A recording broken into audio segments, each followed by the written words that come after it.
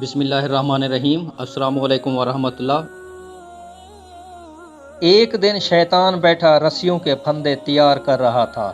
کچھ موٹی موٹی رسیوں کے پھندے تھے، کچھ باریک اور کمزور رسیوں کے پھندے تھے۔ وہاں سے ایک علم والے کا گزر ہوا تو اس نے شیطان سے پوچھا، ارے او دشمن انسان، یہ کیا کر رہے ہو؟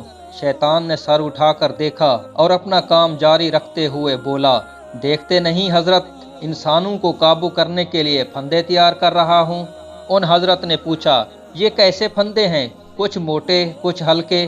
شیطان نے جواب دیا، پھندے ان لوگوں کے لیے ہیں جو شیطان کی باتوں میں نہیں آتے، لہٰذا مختلف قسم کے پھندے تیار کرنا پڑتے ہیں، کچھ خوشنما، کچھ موٹے، کچھ باریک۔ ان حضرت کے دل میں تجسس پیدا ہوا، پوچھا، کیا میرے لیے بھی کوئی پھندا ہے؟ شیطان نے سر اٹھا کر مسکراتے ہوئے کہا، آپ علم والوں کے لیے مجھے پھندے تیار کرنے نہیں پڑتے، آپ لوگوں کو تو میں چٹکیوں میں گھیر لیتا ہوں، علم کا تکبر ہی کافی ہے آپ لوگوں کو پھانسنے کے لیے۔